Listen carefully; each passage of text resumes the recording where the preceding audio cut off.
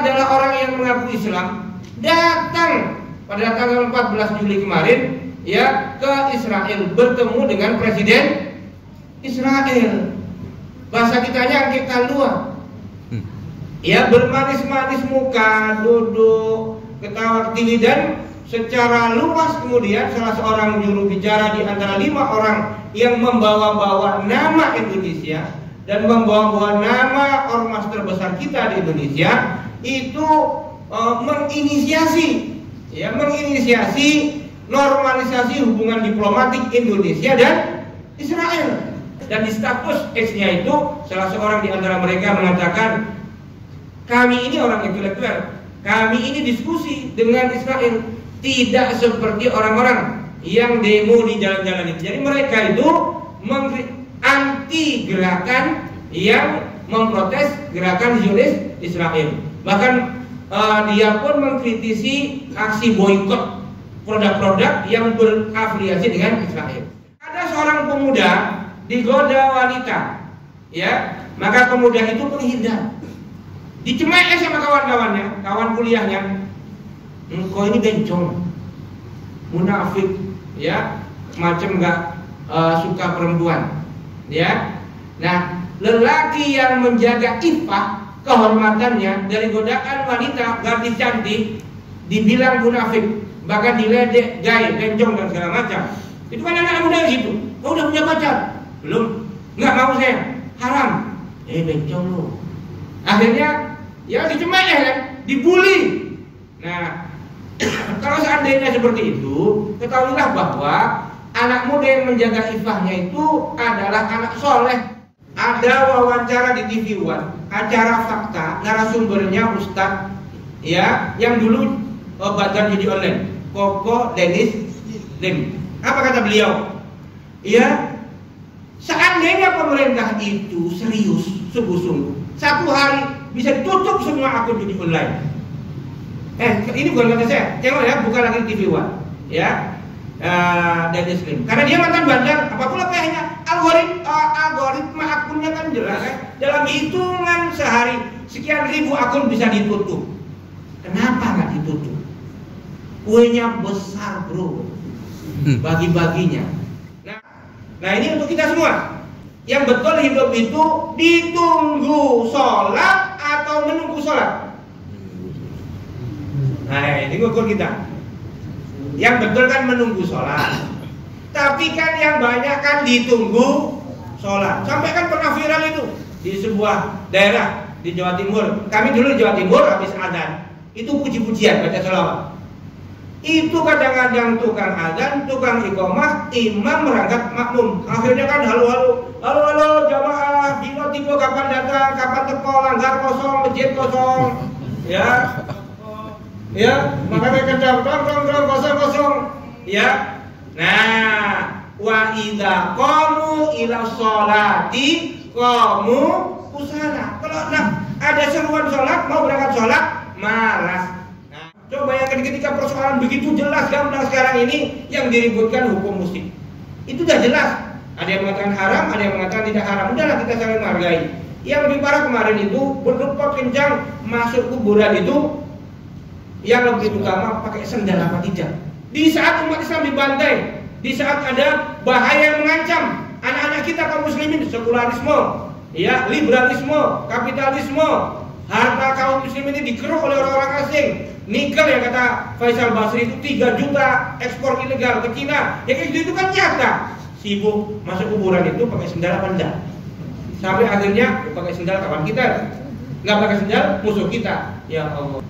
Wala yadhkuruna illa qalila, dan mereka berzikir tapi zikirnya sedikit. Nah ini beberapa ciri kemunafikan. Ini untuk Bismillahirrahmanirrahim. Bapak Ibu sekalian yang dimuliakan Allah, salah satu nikmat terbesar yang dianugerahkan Allah kepada kita adalah kita diberi petunjuk tentang siapa kawan, siapa lawan, siapa akhun saudara kita, siapa aduwun musuh kita. Inilah salah satu petunjuk yang diberikan oleh Allah kepada kita, supaya hidup ini kita tidak salah melangkah, tak salah berkawan, tak salah berteman. Kalau kita berkawan dengan orang-orang soleh, senantiasa beramal dalam ketaatan kepada Allah, mudah-mudahan selamat dunia dan di akhirat. Tapi kalau kita berkawan dengan musuh-musuh Allah, berkawan dengan setan, maka khawatirnya nanti celaka tidak hanya di dunia, tapi juga sampai di akhirat, sampai di neraka. Naudzubillah min dzalik. Ketika kita mendengar ayat wala tarda ankal yahudu wala nasara hatta tattabi'a millatahum, itu sejatinya petunjuk dari Allah Subhanahu wa taala kepada kita. Wala tarda, tidak akan pernah selama-lamanya ridha orang Yahudi dan Nasrani kepada kalian hingga kalian mengikuti millah mereka, mengikuti agama mereka, mengikuti gaya hidup mereka. Ini adalah petunjuk dari Allah di ayat 120 surat Al-Baqarah ini, dan ayat ini belum ada yang berani mengamandemen sampai sekarang. Ketika Allah Subhanahu wa taala memberitahu kepada kita, innamal mu'minuna ikhwah, orang-orang mukmin itu bersaudara. Artinya apa? Saudara kita itu yang beriman. Al-muslimu akhul muslim, muslim yang satu dengan muslim yang lain bersaudara. Bahkan kata Nabi, kal jasadil wahid, ibarat tubuh yang satu. Kaki terantuk batu, tangan otomatis membantu. Maka sebagaimana pertemuan sebulan yang lalu, Al-Fakir menyampaikan beberapa contoh bukti persaudaraan kaum muslimin dalam lintasan sejarah. Ketika pada tahun 2 Hijriah, orang-orang Yahudi Bani Qainuqa di dalam kota Madinah melecehkan seorang kaum muslimah dan membunuh seorang pemuda muslim. Ya, terjadi kerusuhan di pasar Bani Qainuqa. Maka yang dilakukan oleh Nabi Shallallahu Alaihi Wasallam adalah menghukum orang-orang Yahudi Bani Qainuqa ini karena telah berkhianat, ya, sebagai warga negara yang setadinya dilindungi, yang menjadi ahlu zimmah oleh daulah Islam di Madinah oleh Rasulullah SAW. Mereka berkhianat, merongrong negara Madinah. Maka kemudian setelah dikepung 15 hari, Bani Qainuqa ini diusir. Ya, kemudian pada tahun 232, ketika seorang muslimah di Amuriyah, sekarang masuk wilayah Turki, dulu masuk jajahan Romawi, dilecehkan oleh seorang tentara Romawi. Apa yang dilakukan oleh Sultan di Baghdad? Ya, Al-Mu'tasim Billah mengerahkan 100.000 tentara untuk membebaskan muslimah ini, ya, dan kemudian dikepung kota Amuriyah itu 5 bulan. Dan kemudian apa kata Imam Asyuyuti, 3.000 tentara Romawi itu tewas dan 30.000 diantaranya ditawan kaum muslimin. Ini dalam rangka menjaga izzah seorang muslimah. Ini tanda bersaudara. Dan ini adalah wajar, ya.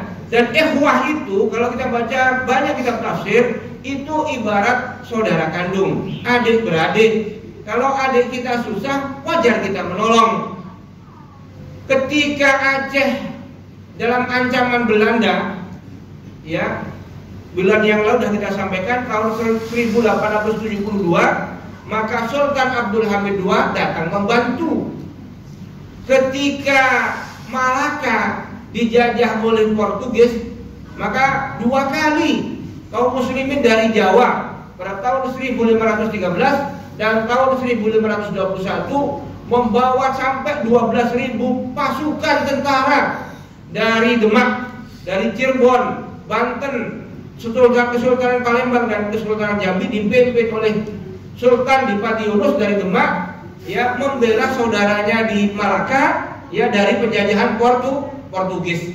Sampai Dipati Yunus itu gugur, syahid di Malaka. Kita kenal dengan Pangeran Sabranglor. Ini namanya saudara. Orang Yahudi sesama Yahudi membantu, wajar. Bapak Ibu di Indonesia ini mungkin pernah nonton TV beberapa hari kemarin, ada dialog narasumber yang membela Gaza, namanya saudara kita, ya teman kita Ustadz Muhammad Hussein. Tapi ada juga membela Israel. Sejahat-jahatnya Israel, ada juga yang bela orang Indonesia, keturunan Yahudi, agama Yahudi, namanya Monique Rickers, ya kelahiran Makassar, sekarang tinggal di Jakarta.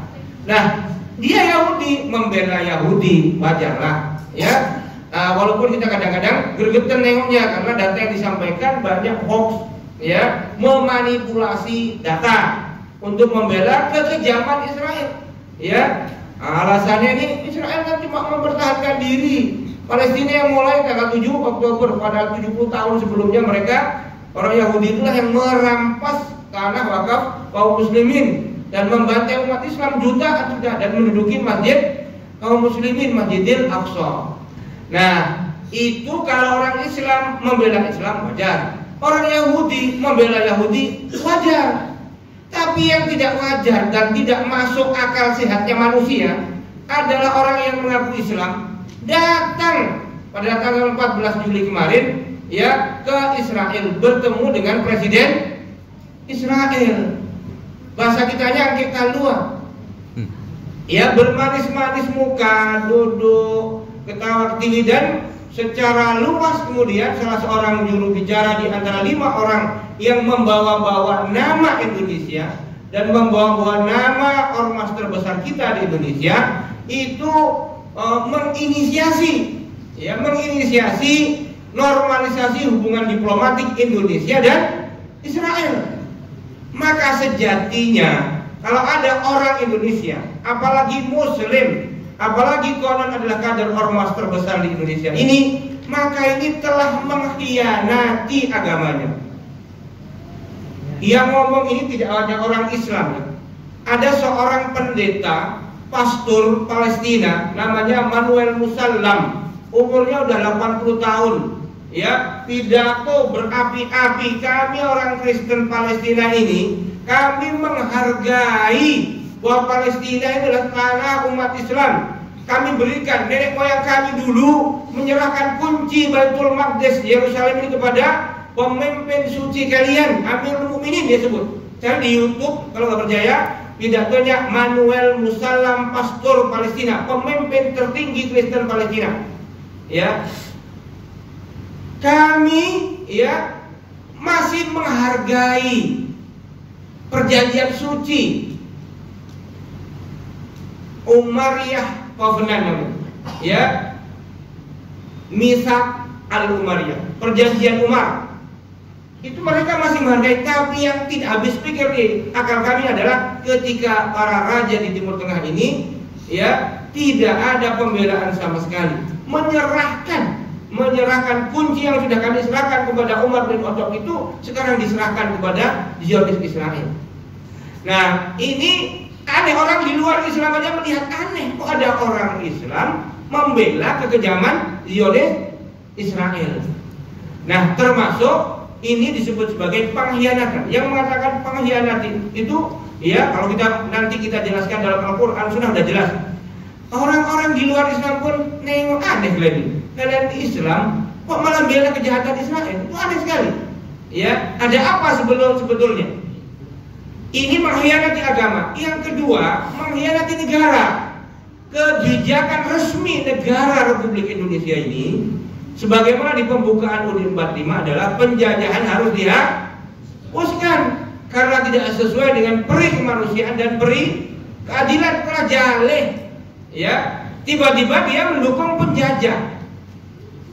Ya, semenjak zaman Bung Karno sampai sekarang itu tidak berubah. Menteri luar negeri kita, Bu Retno keliling kemana-mana itu kan mendukung Palestina, ya. Bahkan Mahkamah Internasional sudah menetapkan bahwa Israel Benyamin Netanyahu penjahat perang. Dan keputusan Mahkamah Internasional kemarin bahwa Israel itu melakukan pendudukan di Palestina itu unlawful, artinya ilegal. Loh, ini kok bisa ada orang Islam mendukung orang kafir, ya, yang menjajah, merampas tanah kaum muslimin. Jadi mengkhianati agama, mengkhianati negaranya, dan mengkhianati kemanusiaan. Bayangkan, di saat mereka berjumpa dengan presiden Israel itu, ya, ketawa ketiwi itu, ya, tentara Zionis itu membombardir camp Khan Yunis. Berapa korbannya? 400 lebih anak-anak kaum muslimin, ya, jadi korban di hari Sabtu tanggal 14 Juli kemarin itu. Nah, ini kan di luar nalar akal sehat manusia. Kenapa bisa seperti itu? Kenapa bisa seperti itu? Ma'asyiral muslimin rahimakumullah. Sebetulnya kalau kita mengkaji surat An-Nisa ayat 138, 139, ini adalah perkara yang sudah dikabarkan oleh Allah. Allah Subhanahu wa taala berfirman. Nah, ini penting untuk kita. Urusan 5 orang itu biarlah diurus oleh ormasnya, dan ormasnya, pimpinannya ya sudah meminta maaf. Tapi bagi kita, pelajaran penting bagi kita antara lain kita buka Al-Qur'an. Ya. Basyiril munafiqina bi anna lahum adzaban alima alladzina yattakhiduna al-kafirina awliya'a min dunil mu'minin ayabtaguna 'indahumul 'izzah fa innal 'izzata lillahi jami'a. Dasar ayat ini dimulai dengan uslub tahakkum. Basyiril munafiqin, beri kabar gembira kepada orang-orang munafik. Kok orang munafik malah diberi kabar gembira? Pak ajar Allah. Ini kalau bahasa Arabnya ini terkait dengan uslub tahakkum. Uslub tahakkum itu kalau sastra Indonesia itu namanya sarkasme. Beri kabar gembira, basyiril munafikina. Apa kabar gembiranya? Bi anna lahum adzaban alima. Azab yang amat pedih. Kenapa sampai orang munafik itu mendapat azab yang pedih? Nah, ini cirinya, ini penting untuk kita ketahui supaya kita tidak seperti itu, karena ancamannya amat pedih. Alladzina yattahidunal kafirina awliya'a min dunil mu'minin. Mereka itu, orang-orang munafik itu mengambil ya orang-orang kafir sebagai auliya'a. Aulia itu apa? Pemimpin bisa, teman setia bisa, ya, kawan bisa, ya, maknanya, ya. Alladzina yattahidunal kafirina auliya'a min dunil mu'minin. Ya, dan memusuhi orang mukmin. Makanya ada nggak Bapak, ya, akhir-akhir ini, ya, setidaknya sejak 2015, 2016 ke sini itu orang-orang Islam itu begitu rupa membela musuh Islam. Ketika musuh Islam menang, dia senang sukacita. Ketika orang Islam yang menang, dia seperti cacing kepanasan. Senang nengok orang Islam susah, susah nengok orang Islam senang. Aneh kan? Tapi ada memang seperti itu. Ngakunya muslim, tapi alladzina tahidunal kafirina awliya'a min dunil mu'minin. Apa yang mereka harapkan? Kok ada orang-orang ngaku Islam, KTP-nya Islam, tapi dia itu bersekongkol, bersekutu, menjadikan orang-orang kafir sebagai pelindung, teman setia, jadi pemimpin, memilih orang kafir sebagai pemimpin mereka. Ayabtaguna 'indahumul 'izzah. Nah, ini juga dasar. Ini Allah seakan-akan bertanya, tapi pertanyaannya retoris, istifham ingkari. Pertanyaannya tidak perlu dijawab. Apakah mereka dengan itu mereka ingin mendapatkan kemuliaan, izzah? Allah menjawab, fa innal izzata lillahi jami'a. Sejatinya kemuliaan itu, wahai manusia, wahai orang-orang Islam, kalian kalau mau mencari kemuliaan, kemuliaan itu bukan dengan bersekongkol dengan musuh, bukan bersekongkol dengan orang kafir, bukan dengan diberi harta, bukan dengan uang, bukan dengan pangkat jabatan. Ya, fa innal izzata lillahi jami'a. Ya, izzat mulia itu hanyalah milik Allah semata. Artinya apa? Kita ini hanya akan dapat kemuliaan di dunia dan juga di akhirat kalau kita taat pada Allah, kita bersama Allah, wala loyalitas kita berikan pada Allah, Rasulullah dan orang-orang beriman. Nah, ini ayat yang gamblang, jelas ya, terkait dengan sikap hidup kita, pilihan-pilihan kita. Siapa yang jadi kawan kita, siapa yang musuh kita. Kita memusuhi itu karena kejahatannya. Kalau mereka baik, tetap kafir tak apa-apa. Mereka jadi ahlul dhimmah, dilindungi. Sampai Nabi mengatakan, man adza dhimmiyan faqad azani. Barang siapa memusuhi, ya, menyakiti ahlul dhimmah sama dengan menyakitiku, kata Nabi. Tapi kalau mereka merampas tanah kaum muslimin, mereka membunuhi dalam hitungan sekian bulan ini sampai 40.000 kaum muslimin, terutama anak-anak dan wanita, masa iya kita berkawan dengan, bersekongkol dengan penjahat? Bahkan Mahkamah Internasional pun sudah mengatakan mereka ilegal, penjahat. Masa iya kita berkawan sama penjahat?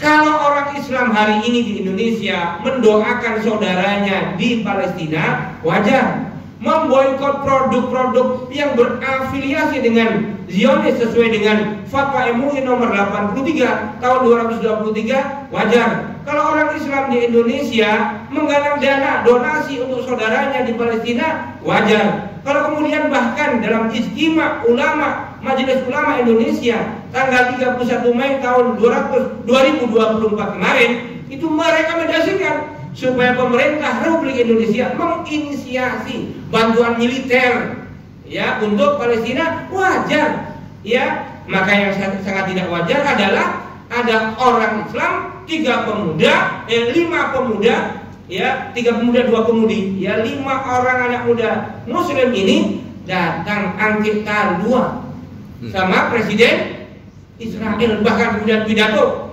ya, pidatonya ingin normalisasi hubungan Indonesia dan Israel, dan di status X-nya itu salah seorang di antara mereka mengatakan, kami ini orang intelektual, kami ini diskusi dengan Israel, tidak seperti orang-orang yang demo di jalan-jalan itu. Jadi mereka itu anti gerakan yang memprotes gerakan Zionis Israel.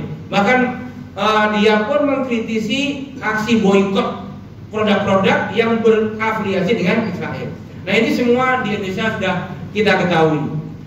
Nah, sampai Allah Subhanahu wa taala itu menegaskan di ayat 145 surat An-Nisa, innal munafiqina fid darkil asfali minan nar wa lan tajida lahum nasira. Sesungguhnya orang-orang munafik itu kelak di keraknya neraka.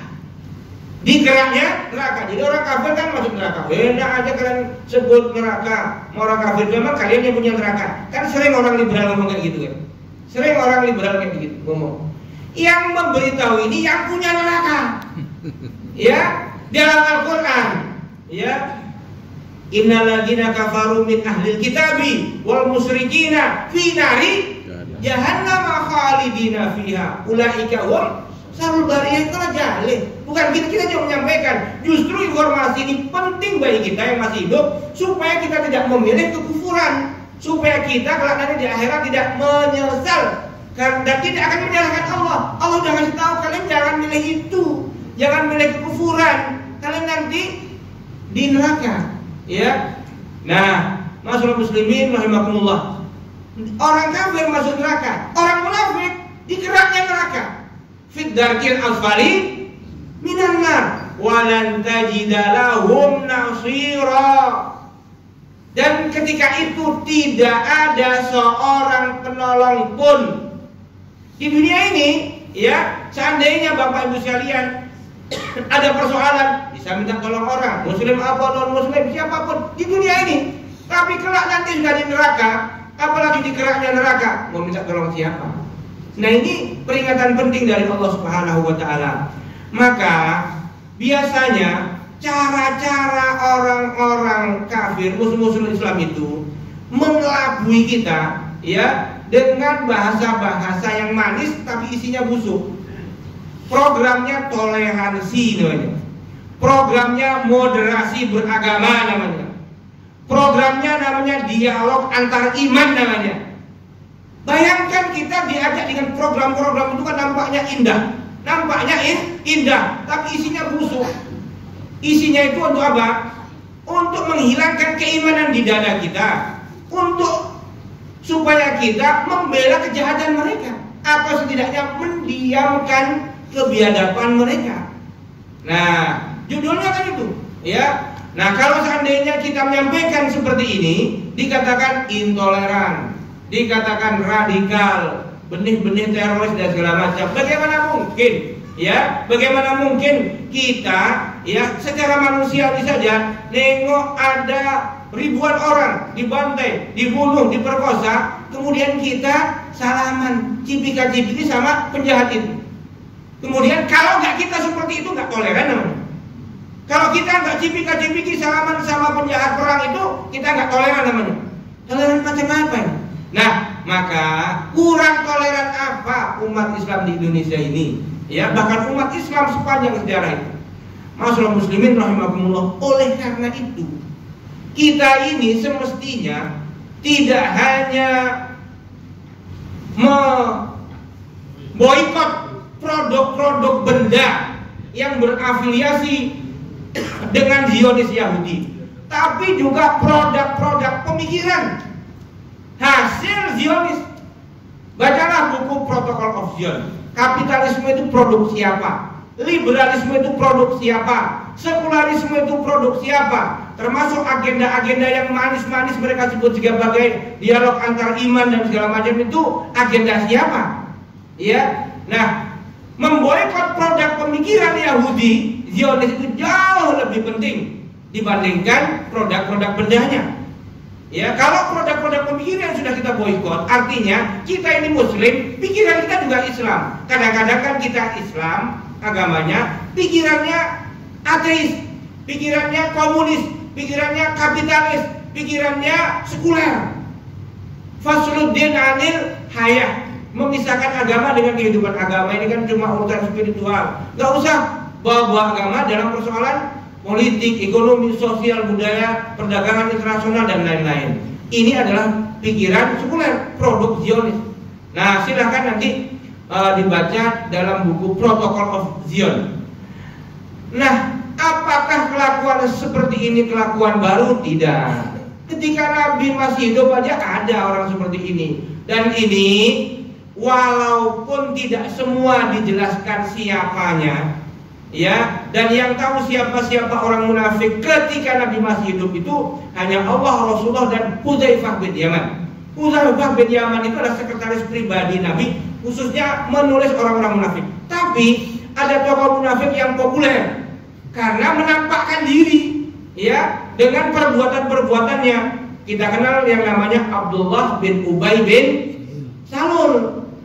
Ya, Abdullah bin Ubay itu ketika perang Bani Koinukok yang tadi, mereka orang-orang Yahudi Bani Koinukok itu melecehkan muslim di pasar, bersekongkol merongrong negara, ya, daulah Islam di Madinah. Rasulullah kemudian menghukum mereka. Abdullah bin Ubay bin Salul ini bela siapa? Bela Yahudi terang-terangan. Terang-terangan bela Yahudi. Wahai Muhammad, dia tidak membela Rasulullah. Bacalah dalam kitab-kitab Sirah Ibnu Hisham, ya, Sirah Ibnu Ishaq, Tarikh At-Tabari, nah, dan beberapa riwayat hadis. Dia berkata, wahai Muhammad, engkau jangan celakakan pengikutku, dia bilang. Karena memang Abdullah bin Ubay bin Salul itu bersekutu dengan Yahudi, terang-terangan dia. Ya, tapi dia agamanya Islam. Ada. Ketika perang Uhud tahun berikutnya, tahun 2 Hijriah juga, bulan Syawal. Tadinya barisan kaum muslimin itu kan 1000. Musuh tentara kafir Quraisy 3200. Tapi Abdullah bin Ubay bin Salul ini memprovokasi orang-orang muslim, tentara kaum muslim yang 1000 itu. Karena ini tidak usah mengikuti saran pemuda-pemuda tanggung. Mestinya kita bertahan di Madinah, bukan keluar. Jadi balik aja, balik. 300 tentara kaum muslimin mundur desersi gara-gara provokasi Abdullah bin Ubay bin Salul. Muslim dia, ya, sehingga dalam perang Uhud kaum muslimin itu tentaranya tinggal 700. Termasuklah di situ Rasulullah Shallallahu Alaihi Wasallam, ya, Hamzah bin Abdul Muthalib, Ali bin Abi Thalib dan yang lainnya. Nah, melawan berapa? 3.200. Zaman itu ada. Nah, ketika Abdullah bin Ubay bin Salul itu sakit keras, anaknya Abdullah juga namanya menghadap, ya Rasulullah, ayahku minta engkau mendoakan, datang mendoakan. Ya, Rasulullah itu mengatakan begini, ya Abu Nasau, ya Salul, wahai Abdullah bin Ubay bin Salul, kecintaanmu pada Yahudi telah membinasakanmu. Nah, ini penting, ya. Kecintaanmu kepada Yahudi telah membinasakanmu. Wahai ya Rasulullah, jangan dari Rasulullah, udah mau mati. Ya, aku kesini minta dua. Yang pertama, engkau doakan aku. Yang kedua, aku mau minta gamismu untuk membungkus jasadku nanti. Rasulullah mendoakan, bahkan Rasulullah menyolatkan. Dan gamis Rasulullah diberikan kepada dia. Kenapa? Karena dulu paman Nabi Sayyidina Abbas pernah diberi gamis oleh Abdullah bin Ubay bin Salul. Tapi kalau begitu boleh kita menyolati musuh Islam sebagaimana Abdullah bin Ubay bin Salul sebelum turun ayat 84 surat At-Taubah. Jadi setelah turun ayat 84, Rasulullah dan para sahabat tidak pernah sama sekali menyolatkan gembong-gembong munafik. Ya, wala tusalli ala ahadin minhum mata abada. Jangan kalian sholatkan mereka selama-lamanya. Itu ayat ini turun setelah Rasulullah menyolatkan Abdullah bin Ubay bin Salul, dan setelah itu Rasulullah dan para sahabat tidak pernah menyolatkan orang-orang munafik. Umar bin Khattab ketika diminta menyolatkan jenazah, beliau tidak mengenalnya. Maka Umar bin Khattab nanya dulu kepada Hudzaifah bin Yaman. Ini masuk dalam catatan munafik. Nah, kalau masuk catatan tidak mau menyolatkan. Nah, memang sekarang kita juga nggak bisa main menyebut orang munafik segala macam. Tapi kalau dia nyata-nyata, ya, dengan bangganya juga di-share di YouTube, nah itu macam mana lagi kita mau menyembunyikan? Ya nggak mungkin kita sembunyikan. Orang dia melakukan itu dengan bangganya, tentu kita harus membentengi diri kita, keluarga kita dan umat Islam agar tidak seperti mereka, ya, bertindak laku seperti orang-orang munafik, agar diri kita, keluarga kita dan kaum muslimin selamat. Ya, tidak menjadikan musuh sebagai kawan, tidak menjadikan saudara sebagai musuh.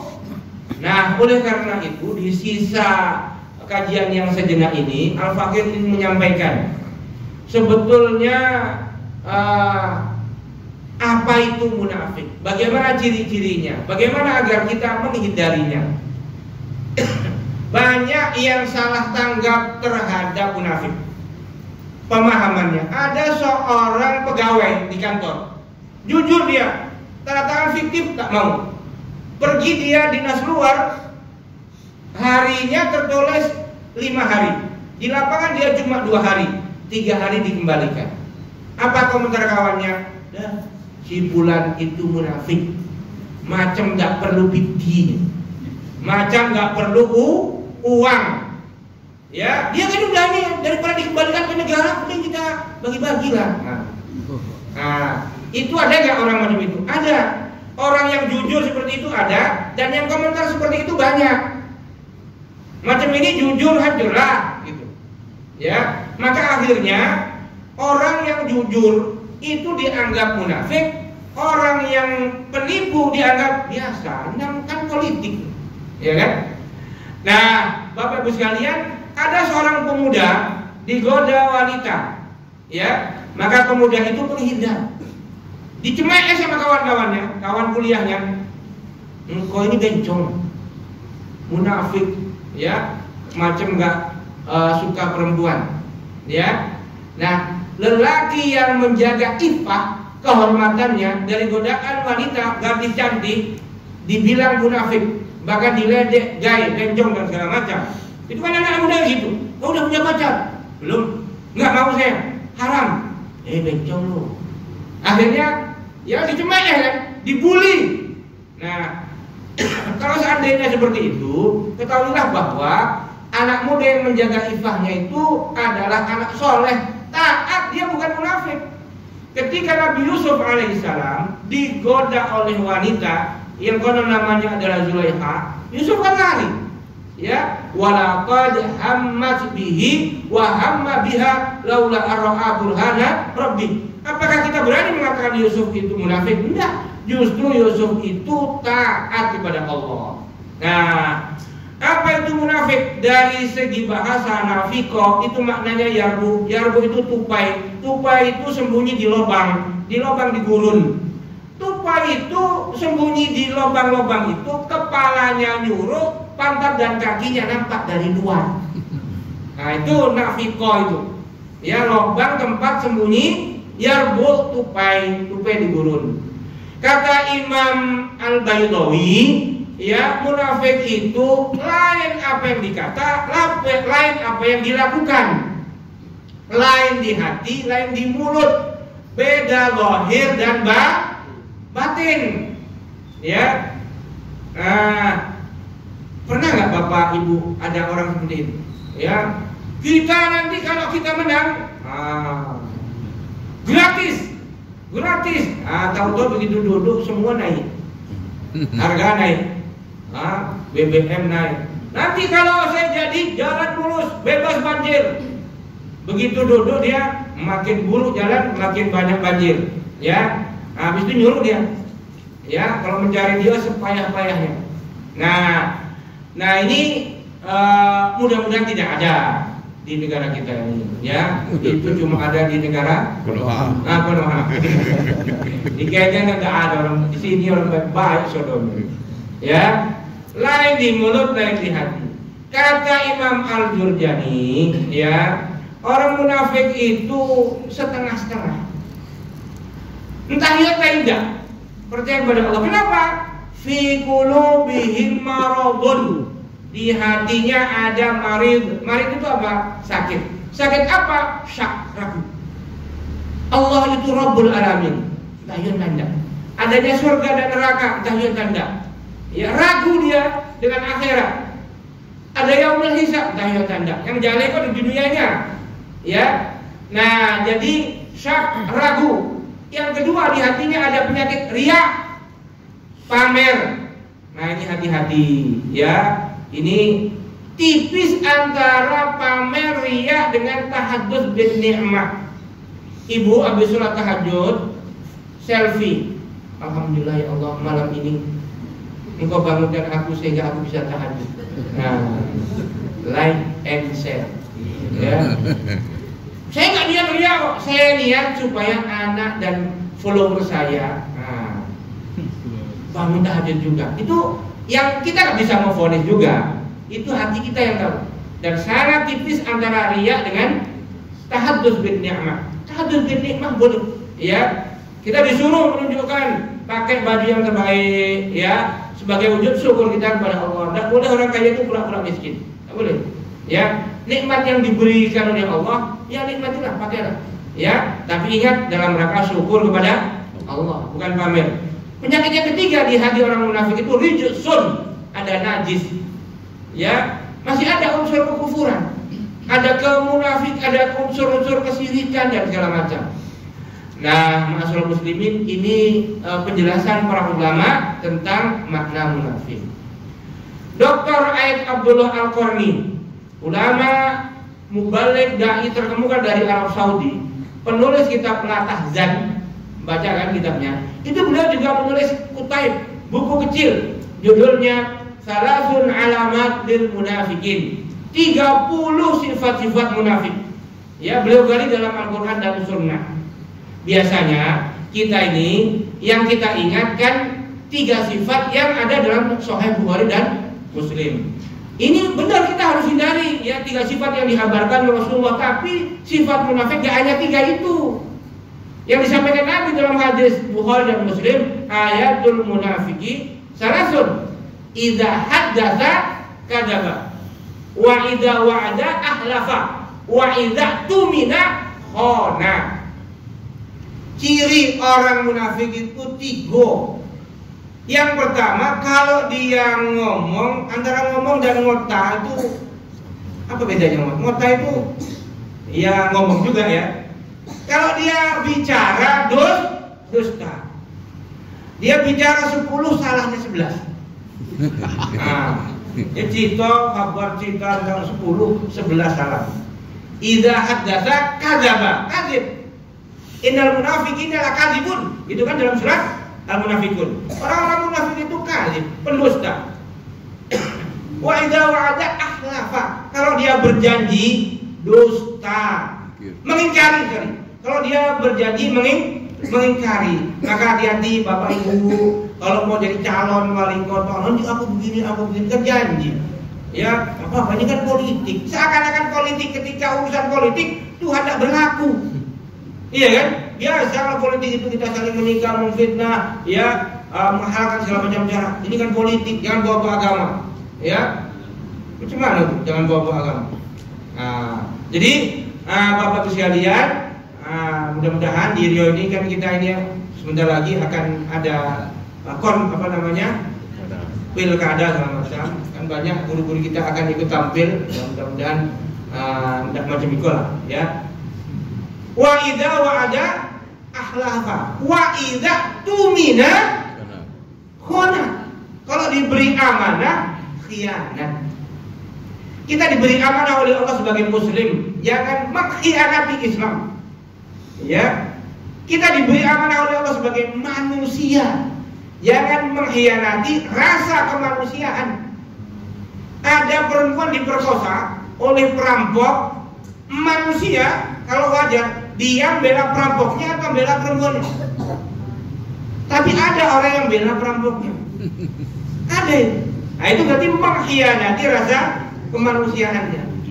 Nah, jadi Bapak Ibu sekalian yang dimuliakan Allah Subhanahu wa taala, itu ternyata ciri-ciri munafik amali, ya. Ada juga ciri munafik i'tiqadi yang nanti ini sampai dihukumi oleh Allah fid darkil asfali minan nar.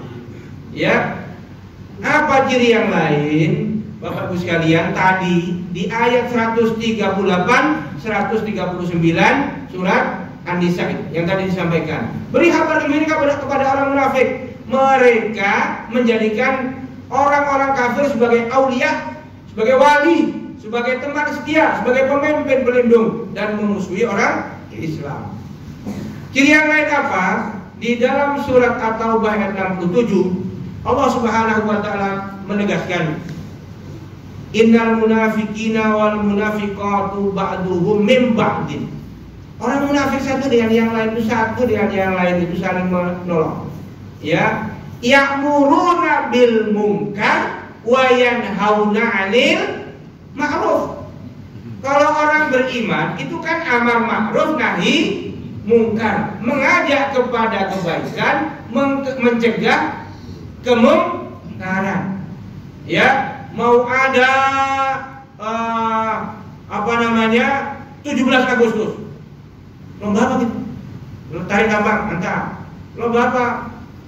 Kayaknya bisa kita tarik tambang, ya, tarik tali. Karena tambangnya udah diambil orang lain. Ya. Habis waktu. 10 menit.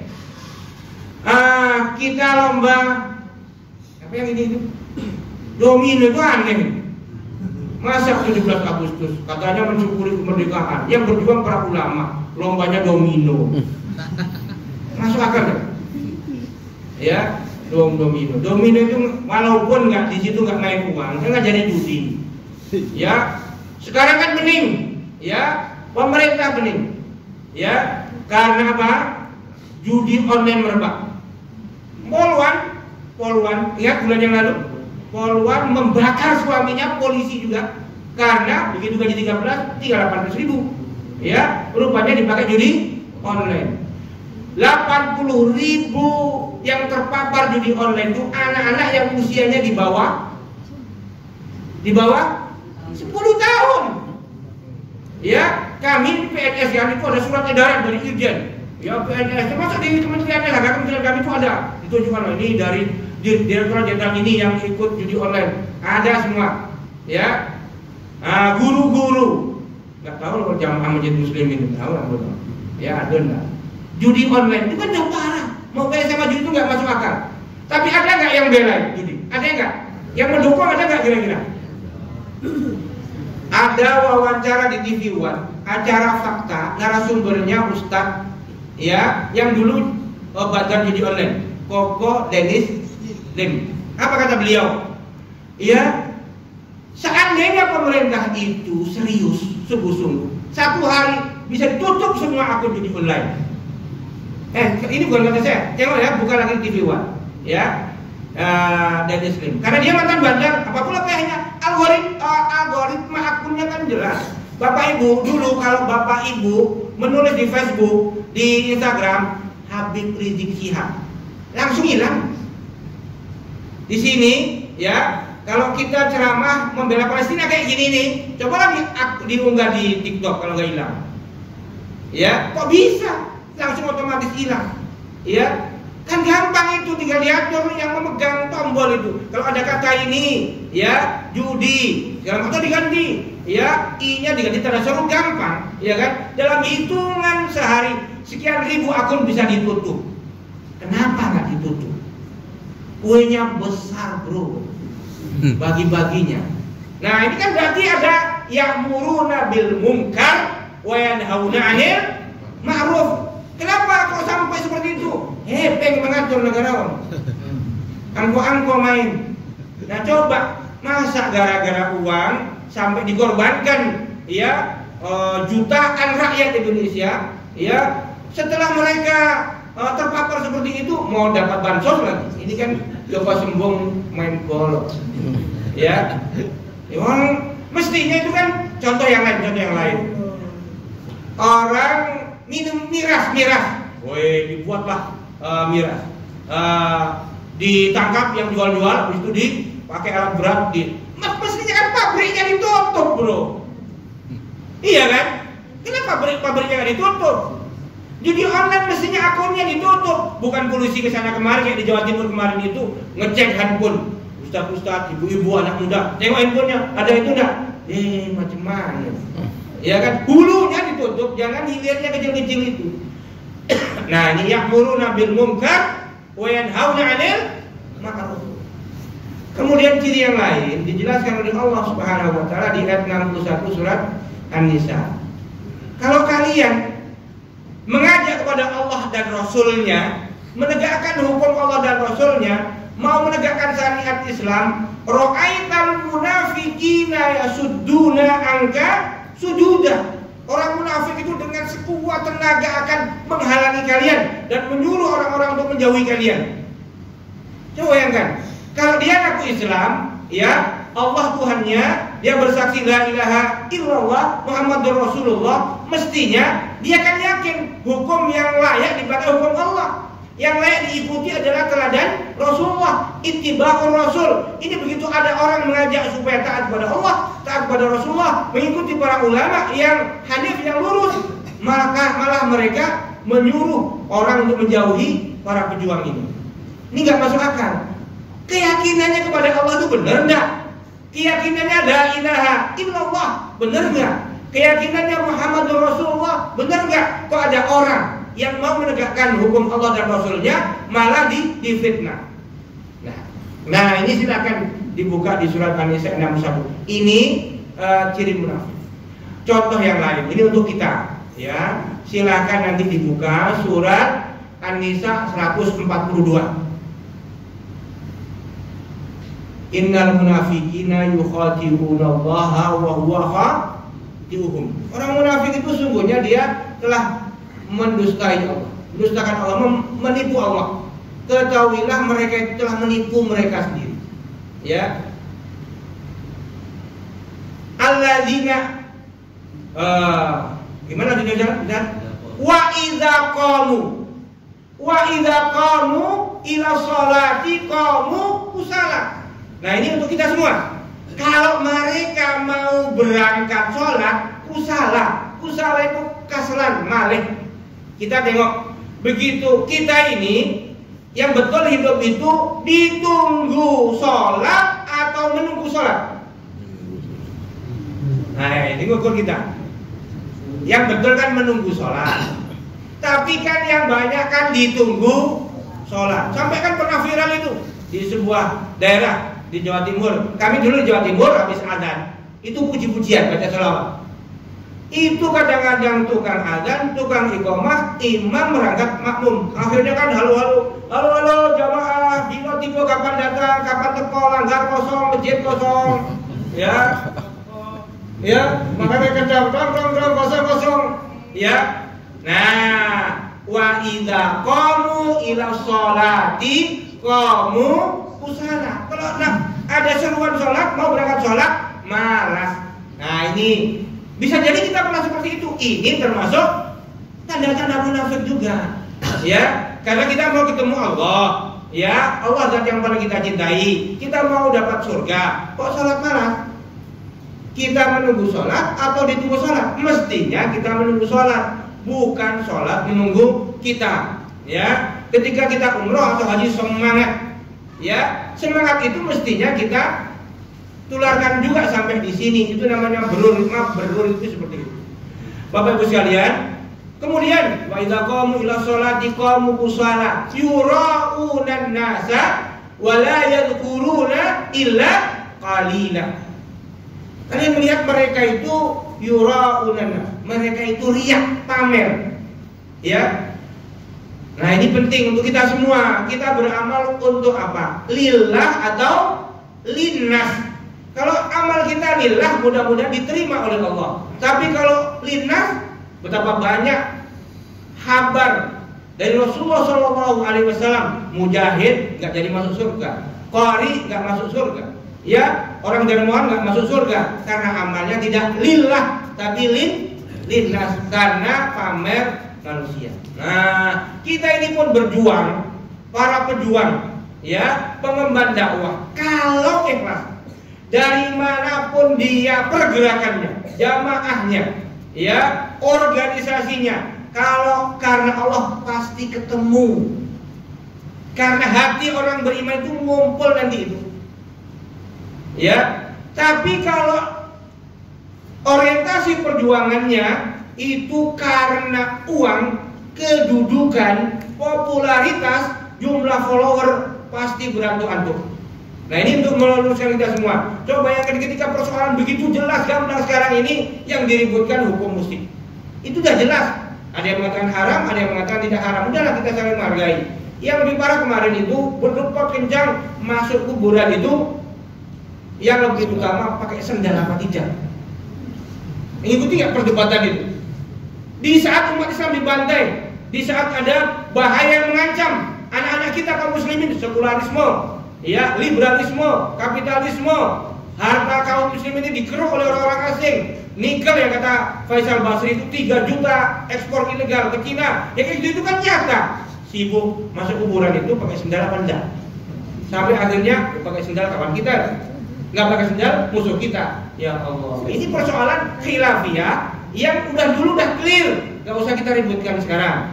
Sekarang ini kita harus konsisten orientasi kita dengan persoalan-persoalan besar kaum muslimin, dan kita harus tahu mana kawan mana lawan.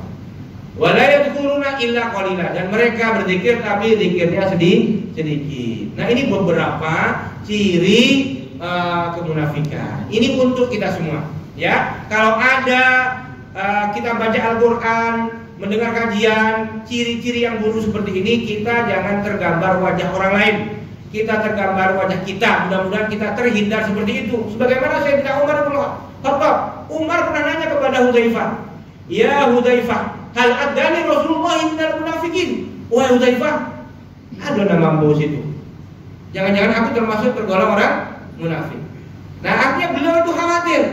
Umar dijamin masuk surga, imannya dahsyat, kokoh, tauhidnya hebat. Setan minggir kalau beliau lewat, tapi masih khawatir. Nah kalau tadi kan kita nyebut nama 5 orang, dia sendiri yang cerita, ya, dia sendiri yang melakukan, ya, bukan kita membuka aib saudara kita, tapi kita melihat situasi itu untuk mengambil pelajaran hikmah bagi kita supaya kita tidak tergolong orang-orang yang memiliki ciri-ciri munafik. Bagaimana caranya? Caranya ngaji, belajar agama. Kalau kita tidak belajar agama, bagaimana kita bisa membersihkan hati kita dari kemunafikan itu? Kalau seorang suami tidak belajar agama, bagaimana dia mendidik anak dan istrinya? Bagaimana seorang istri bisa mentaati suaminya kalau tidak belajar agama? Bagaimana anak, ya, bisa birrul walidain, ya, taat kepada orang tuanya kalau dia tidak belajar agama? Maka inilah kajian pada pagi hari ini.